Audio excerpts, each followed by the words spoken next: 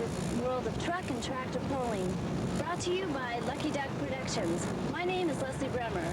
I'm Russell Pearson, Blue Thunder Pulling Team. We are going to show and to explain what the cars are made of. Basically, the idea is to move a weighted sled pre-measured space without stopping. Sounds easy until you know the weight of the sled, 50,000 pounds, which is 25 tons. We'll show you several pulls, explain to you the various trucks and tractors and the categories they run in. First off, I'd like to go into the two-wheel drive category, or the exhibition vehicles. This is Alan Gaines's Orange Blossom Special, which is a two-wheel drive wheel stander exhibition vehicle.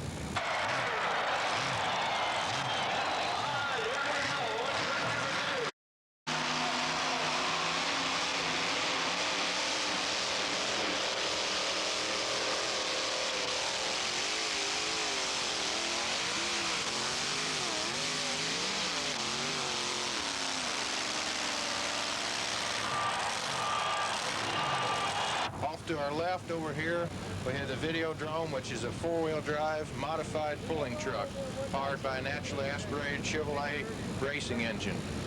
In these classes, we have a hitch height, no cubic inch limits, and a weight bracket.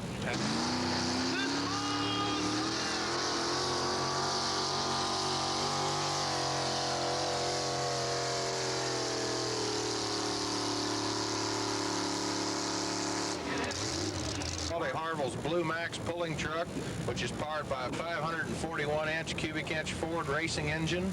In modified terms, it's a matter of the weight. The truck weighs a maximum of 6,200 pounds.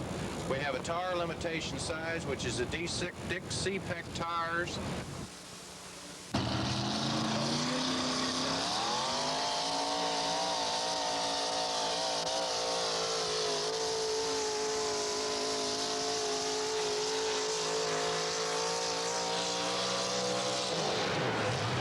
Another one of the classes that pulls with the United States Hot Rod Association, which is a funny car class. This happens to be a 1985 Mustang powered by a 704-inch Ford racing engine. These are two-wheel drive pulling vehicles. Later on in the year, SRO will have a full class of these vehicles. This particular one, like I say, is a Ford two-wheel drive, has Firestone tires, and a very lovely lady inside.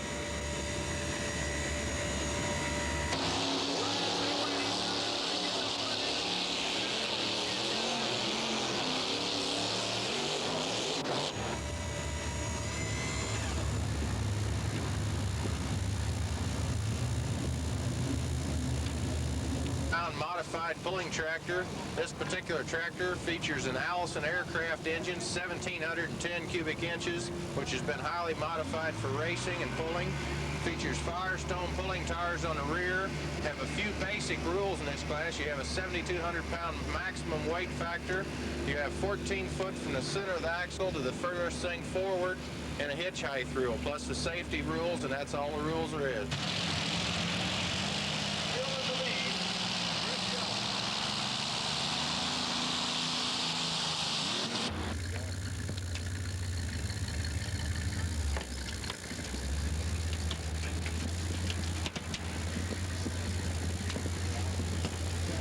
We have another version of the modified pulling tractors. This particular tractor is powered by three 604-inch Rodeck alcohol-burning Chevrolet racing engines.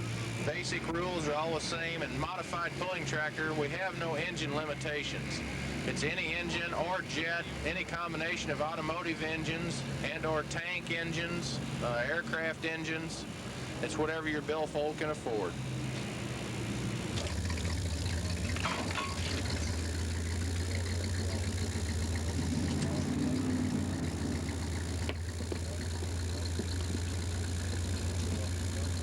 I'm Bill Otto, the editor of the Monster Truck magazine, and we've already met Russ Pearson. They just brought me in here so that I could stand here and help Russ go through his tractor. And later we'll do his pickup. Russ, give us a little background on why an engine like this, which you're obviously not going to go down to your case dealer and pick up, ever got into a tractor. What we have here is a T-53 Lycoming turbine engine. It's out of a UE H-1 helicopter engine, produces 2,000 horse. It is a shaft engine. In other words, back here at the rear, we have an output shaft. It's not a thrust engine. Shaft goes through the transmission onto the rear end, much as any automotive engine would. The worst thing about a turbine engine, the maintenance is relatively low, but the starting procedure as far as temperature and turning the percent on at the right time and the heat is very critical. Starting procedure, that's the reason we have so many gauges to watch it on start. Start is very critical on a turbine engine. The guys in the grandstand primarily see the fact that you've got a lot of fire up here when you pull out. Explain how you do that. That's obviously not a normal exhaust. Now what we do is we wash the engine down with a large amount of fuel. The heat ignites it, and we leave the fuel valve on. There's a nozzle in the bottom of the pipe, which makes the fire. It's basically a show feature. What's the temperature at that pipe while you're doing the fire show? The temperature at the pipe during the fire show is over 1,000 degrees. We keep her below 700 during the run. When you say you keep her below 700, how critical is heat to the engine? During starting procedures, heat is super critical because there isn't enough air moving through the engine to cool all the internal parts. After the engine has once reached what we call flight idle or ground idle speed, the engine is relatively indestructible. Unless a foreign object runs through it, you don't have any more problems till you're done with that run. What kind of speed does this build up during a run? High RPM wheel on this engine will be turning 24,440 RPM. That's the do not exceed, which is a standard government setting. How about a mile per hour number for the entire vehicle? Right now we've got roughly an 80 mile per hour gear in it. With a quick change transmission, we can go from 80 to 200 with a gear change. Now, tire speed. Some of these guys claim they're turning 120 mile an hour at the rear tire. You say yours doesn't get over 80? We could turn a taller gear, but for me, the slower tire speed seems to work much better. Huff, for instance, with these 3 KBs is turning 120 mile an hour gear. But I've tried the tall gears, and my combination just didn't work. Okay, why don't we move down the way and we'll take a look at the pickup truck that you've built with basically the same engine. Okay. So we talked about your dragster. Down here you have your GMC S15.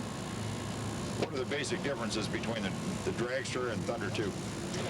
Basically, the engine components, the engine itself, they're twins.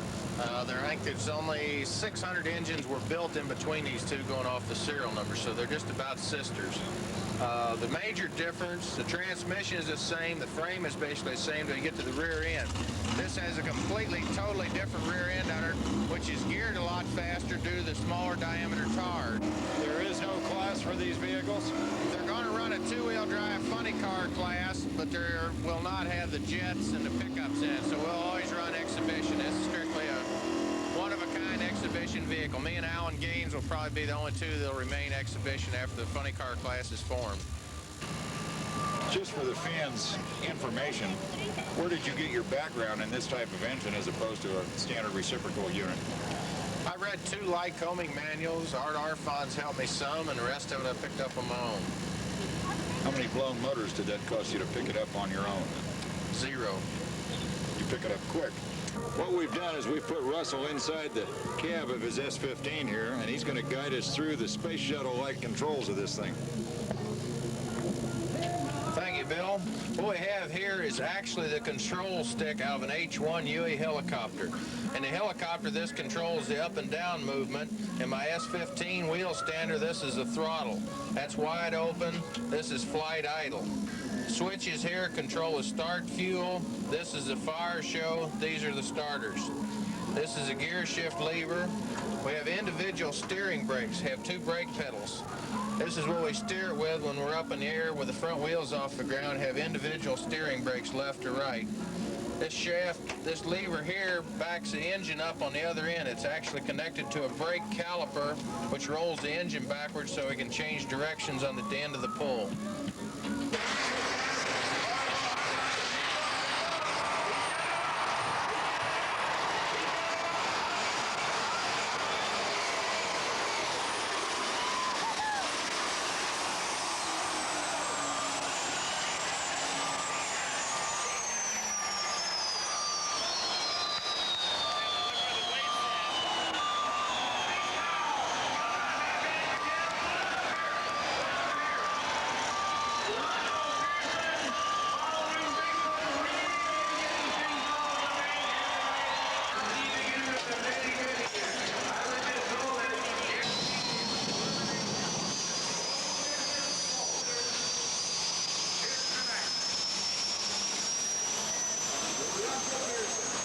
is a mechanical weight transfer, better known as a sled or the boat.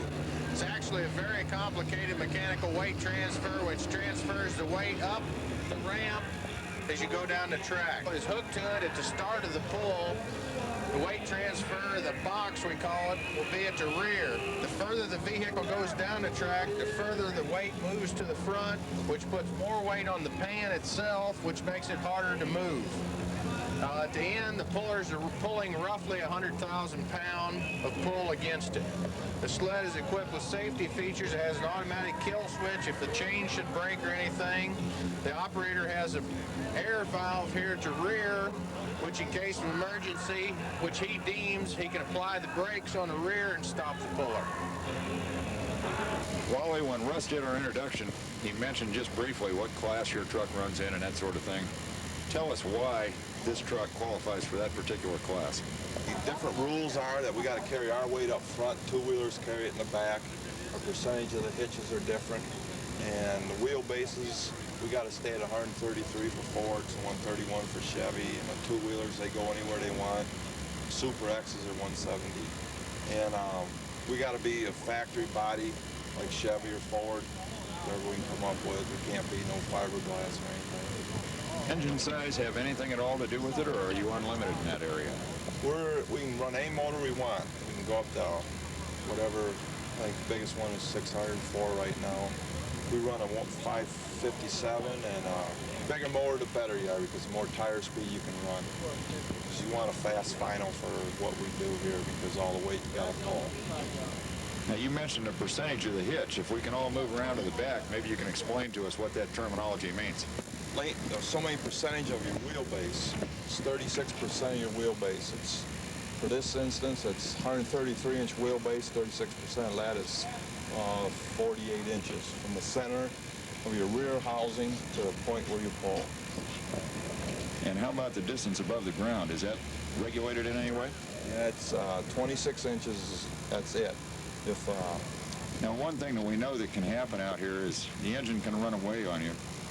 Now, as we understand it, that plug in your back bumper is used by the sled operator to shut the engine off in case you should get anything happen to you at all?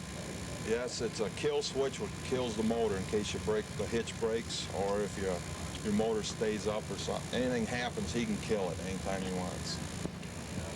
Okay, thank you, Wally. We appreciate your help. The Ford Budweiser U.S. Run Association Truck and Tractor.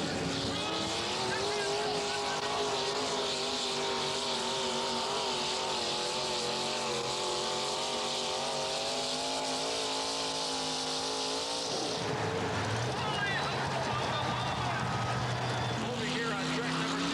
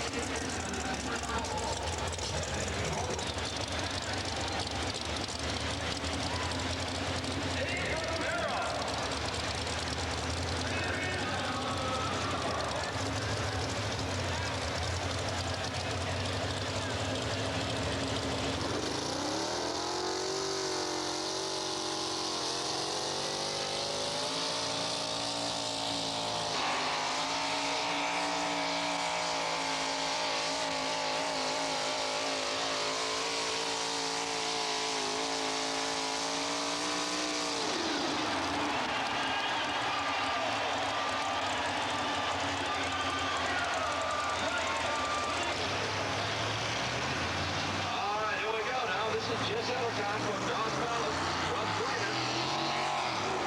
468 cubic inch engine.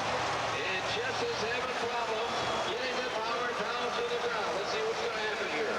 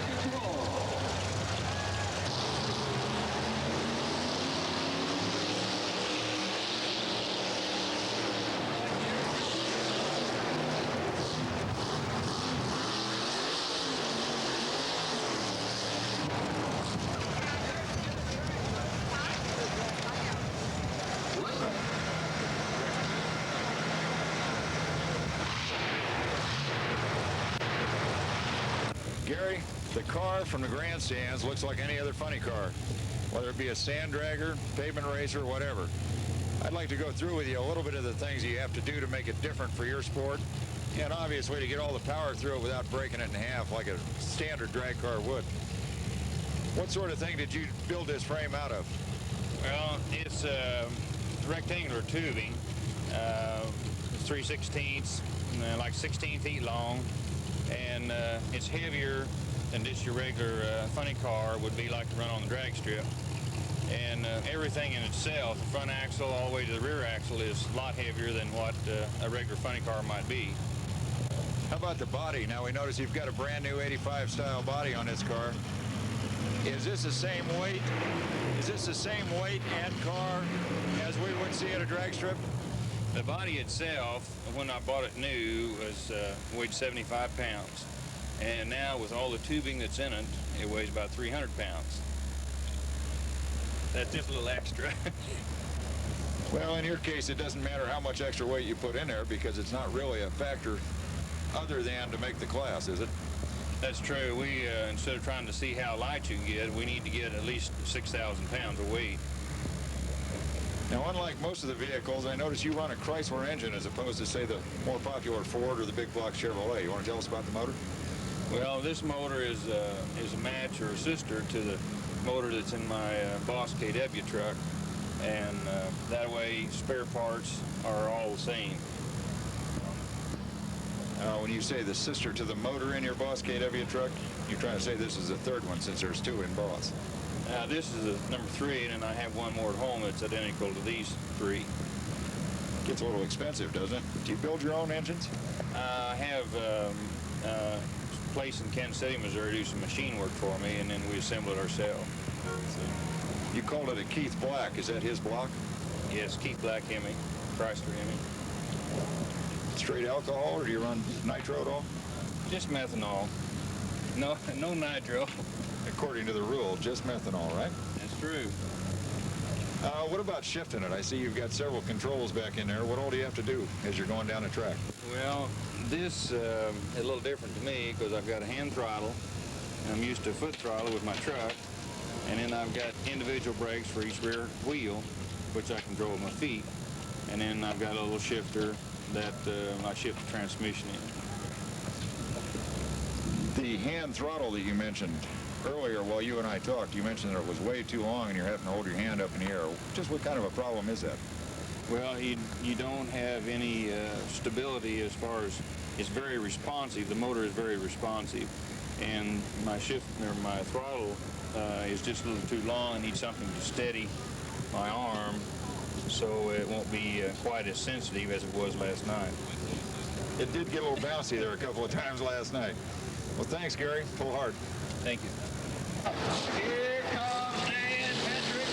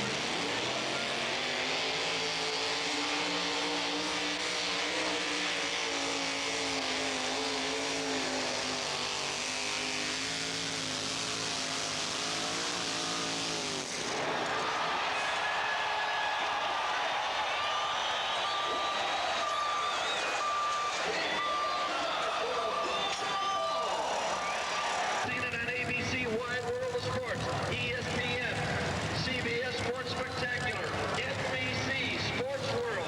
He's been out of all. You see it literally week after week after week, winning championships across the country.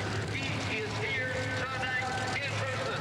Here it is, the burnout team, the Chi-Town Hustler. The Bad Hustler is going to challenge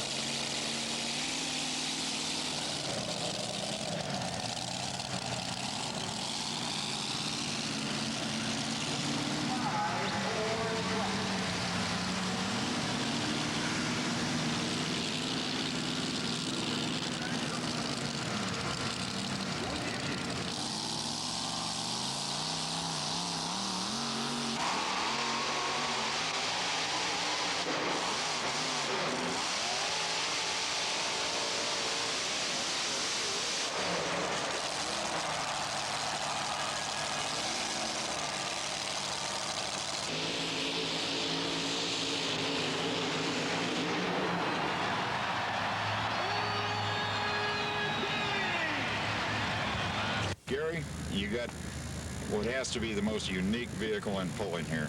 Now, several other guys have what they call monster trucks. You have the only truck that started out as a monster and got lower. How'd you ever come to that idea? Well, this started back in 1981. I talked to Bob George with SRO, and I told him that I wanted to build a two-motored vehicle. I've got a brother-in-law that's in the trucking business, and I swapped one of his calves, and I created the Boss KW. How much of it is actually Kenworth? Did you use any of their chassis? The grill and the cab, and it's Kenworth. That's it, okay. One rumor that goes around about this truck, and to watch it, one has to believe the rumor, is that at the end of the pull, you're picking up speed instead of getting slowed down. Is that true? Could be.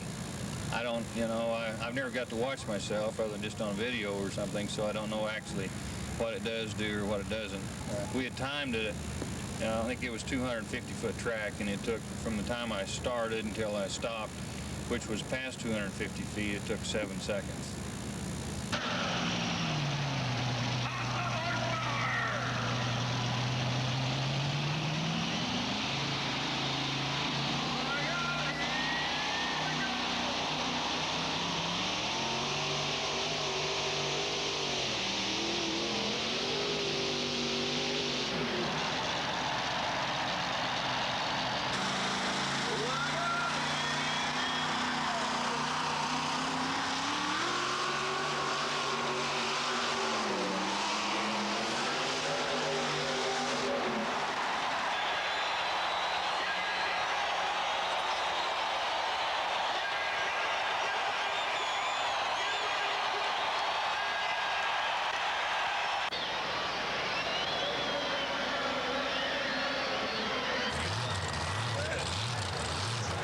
Now, Alan Gaines also likes to do funny car style work. He's going to stand on the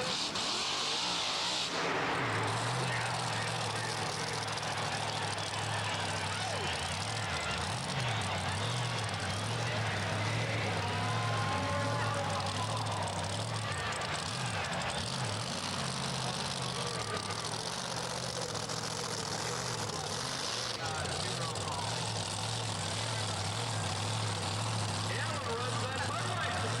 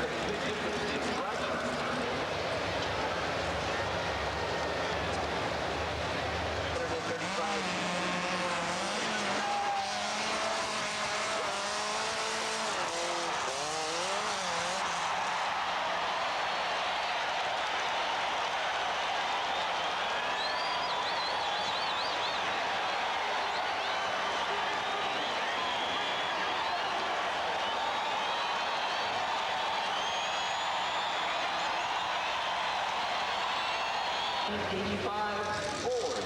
The big news in small pickup is the tough Ford Ranger.